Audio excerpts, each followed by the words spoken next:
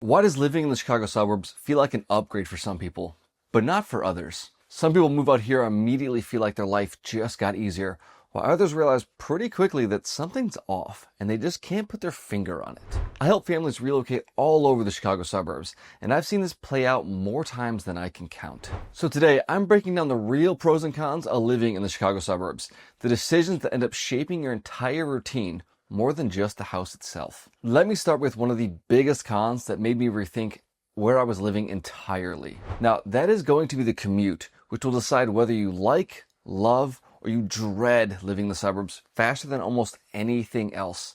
And let me explain what I mean. About 8 years ago, my wife and I moved to Plano. I'll throw it up on the map just so you can see exactly where this is. Now, at the time, it made sense. The houses were cheap, the commute didn't seem so bad, but there wasn't much around. Restaurants were limited, and everything kind of felt super spread out. And then reality set in. After months and months, I started dreading waking up, knowing I'd be in the car for 2 hours, sometimes even 3. Friends would text me like, hey, you want to go grab a drink? I'd put it in the GPS and look down and go 45 minutes? Nah, I'm going to pass. Not because I didn't want to go out, because I'd already spent so much time through the week in the car that it felt exhausting. That's when I knew something had to change. When we finally started looking for a new home, the first decision wasn't the house. It was the maximum amount of time I was willing to be in a car. I didn't care how nice the house was. If the commute didn't work, we'd be right back at square one soon enough. So we flipped the entire process. First, we looked at highways and major streets, and then the neighborhood's price points. Then, and only then, the interior finish of the home. Could we have gotten a nicer home with an extra 10-minute drive? Absolutely.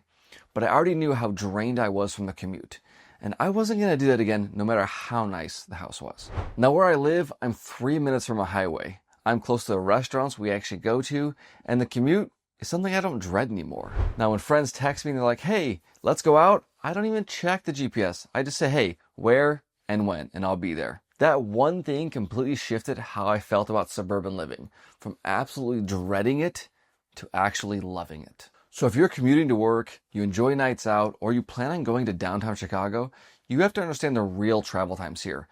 Not during just peak hours, but during the midday as well. By the way, if you're thinking of relocating to Chicago or the suburbs, this is what I do every single day. So feel free to give me a call right here. During COVID, everyone went work from home, but this next con didn't show up right away. It only started showing up months, sometimes even years later. At first, it felt like freedom. No more commuting, no more driving to the office, more free time. You're probably thinking, how is this even a con, Jay? Here's the problem. Once people realized they weren't going back into an office full time, they thought they had solved commuting. But they didn't realize that isolation was quickly replacing it. So priorities shifted and people started chasing space. Bigger houses, extra bedrooms, dedicated home offices, finished basements.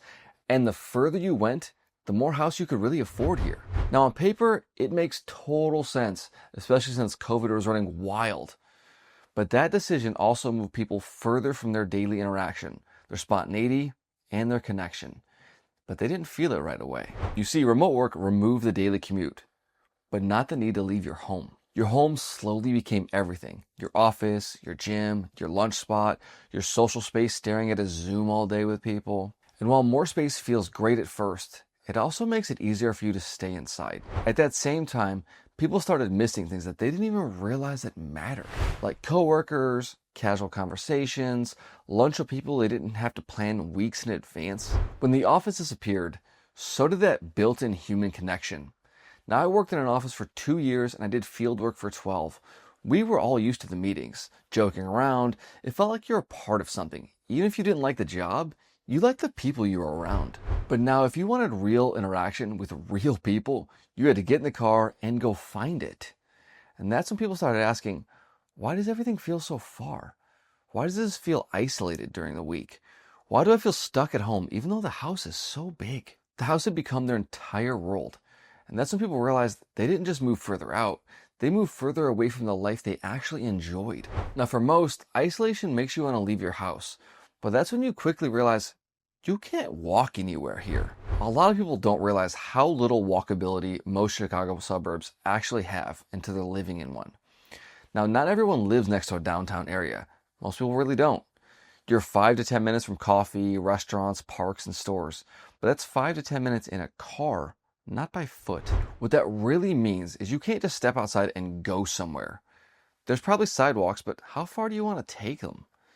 You might have to cross a 4-lane road, or a place you want is technically walkable, but it's separated by parking lots, a busy intersection, and there's really not a great way to get there. So instead of walking to places, you end up walking in loops. Around the block, around the subdivision, not because you're going somewhere, but just because you're trying to get some steps in. If you want coffee, dinner, or to meet someone, you're getting in the car every single time, I promise you. Now, when I was doing 75 hard back in November, walking 10,000 steps a day, which sounds healthy, and it was, but it made me realize I couldn't walk anywhere but to a 7-Eleven, a tattoo shop, and a pizza place. And then I thought, I can't be drinking slushies every day. That's counterintuitive. And I can't explain a tattoo every week to my wife. That'd be odd. Actually, how many could I get away with? It wasn't that I didn't want to walk. It's that there was nowhere meaningful to walk to. And if you look at most suburbs, the closest thing you're going to walk to is a playground, your neighbor's house, or maybe that small strip mall that I live next to. You'll probably come to the realization that everything has to be driven, unless you're Forrest Gump or something and you just want to walk for hours. So yeah, the Chicago suburbs absolutely have their downsides. But here's the part most people miss. When you choose the right suburb, these same things flip into the biggest pros. But before we hop into that, if you're finding yourself having questions about the Chicago market, give me a call or sign up for my weekly emails where I keep you updated on the market, local shops, places to check out, and so much more. We've talked about the commute as a con in the Chicago suburbs, but here's a twist. It can also be one of its biggest pros. And I know, it sounds backwards. How can one thing be both? So let me break it down for you. People like me who love suburban life, we didn't get lucky. We designed our commute first. When my wife and I started looking for a home back in 2019, I had already spent years living so far from the highway. Remember when I said it was the bane of my existence? Well, I knew this time I wasn't going to make this mistake twice. So we made sure to focus on the highway access for both of our jobs. Then proximity to places that we're actually going to go to. Batavia, Geneva, St. Charles. Mind you, we had a 9-month-old when we started this process. So aside from the highways, shopping, and eating as our main priorities, our third, which is kind of our big priority now, is where are the daycares? And how much are they going to cost us? Now, here's what a good suburban commute actually looks like. It's predictable, it's repeatable, and to be honest, it's low stress. My daycare is 4 minutes away. The highway is 3 minutes away. And I have access to 3 different on-ramps, all within 10 minutes of my house. And the cost of daycare, you're probably asking? Let's not talk about that. Because I could actually buy a used GTR for what I pay in daycare. I love my little humans. I truly do. But a GTR would be kind of cool. Now here's why it matters to you. If you work hybrid, the commute matters more than you actually think. Because when you only go to the office a few days a week, a bad commute will make those days dreadful. If you commute full time, consistency matters over distance. Because predictability here equals easy planning. You know exactly what your day is going to look like. Now, if you get the commute right, the suburban life feels like easy mode. Get it wrong, though, and everything starts to feel unbearable here. A lot of people assume getting around in the Chicago suburbs is harder, slower, or more annoying than the city. They're definitely wrong. But in reality, this is one of the most underrated pros of suburban living. What people miss is that suburbs trade chaos for predictability. It's less stop-and-go traffic, fewer surprise delays the city has, and it's less mental energy getting from place to place. That predictability changes how your entire day will feel. I spent time running a 12-person team as a supervisor for a major company right here in Chicago. That meant constant on-site visits, handling issues, calls, emails, and basically putting out fires all day. I was driving in the city and it felt like a daily game of Frogger. It was awful. Tight streets, stop-and-go traffic, aggressive drivers, and the fun part, parking. Having to circle the block, trying to parallel park in spaces meant for a Geo Metro. I had to park 3 blocks away and then hope I didn't clip someone's bumper. I was stressed constantly, not because of the job, it was because everything in between visits was just too much. Now compare that to the suburbs. What most people don't realize is how predictable movement is out here. For most of the day, you can get almost anywhere between 30 and 45 minutes, regardless of the direction you're going. You know where traffic slows down here, and you know when to avoid it. And outside of peak rush hour, especially 5 o'clock, getting around here is kind of super calm. And then there's parking, which is usually a non-issue. We got parking lots, parking garages, street parking. You just pull in, park, and you move on with your day. It's that easy. Now, the key takeaway here is quite simple. Moving out here, super predictable. It feels effortless. You get around and it doesn't drain you. Your days feel calmer. Your routines feel smoother. And the suburban life actually starts to work for you instead of against you, like the city did. And this leads up to our biggest pro. You might think space is about square footage. It's not. Space is about how your life flows inside your home, especially out here. It's not just luxury, it's extra rooms, bigger homes, and nice to have stuff here. But if you work from home or you raise your kids, space stops being optional and starts being functional. You need some of this extra space.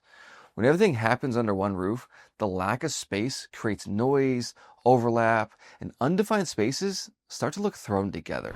If you work from home in the suburbs, space means you get a real office, not just a little corner, you're not at the kitchen table, a door you can close during meetings so it's quiet, a place you can actually shut down at the end of the day and enjoy the rest of your home for the rest of the night. Kids have dedicated playrooms or homework zones when you get home from school. Parents aren't constantly trying to rearrange room to fit this week's needs. And then there's my favorite, yards. This is where the suburbs really separate themselves. The real win with space isn't square footage, it's kind of flexibility. When your home can adapt to your work, kids, guests, and life changes, you stop rearranging your life just to make sure things fit. That's why people don't outgrow suburban homes here nearly as fast. The houses are usually larger to begin with, and they grow with you instead of forcing you to move again sooner than you had expected. You're not busting at the seams because you typically have more space than you need. So people ask, are the Chicago suburbs worth it? The answer isn't yes or no. It depends on whether the suburb you actually chose matches how you wanted to live. I've seen people love living in the Chicago suburbs, and I've seen people move again in under a year just because they didn't like it that much. The difference was never the house though. It was the commute they chose, the access that they're missing, and whether or not that town fit the life they really wanted to live here. The people that love it here mapped out their life, their location, and how they wanted to get around. The people that hate it probably just jumped the gun. They just picked a house without really understanding their goals, their day-to-day life, and what they needed for it most. Now, if you want to know everything about my favorite overlooked suburb that I spent over 20 years living in, then watch these two videos. And I'll see you in the next one.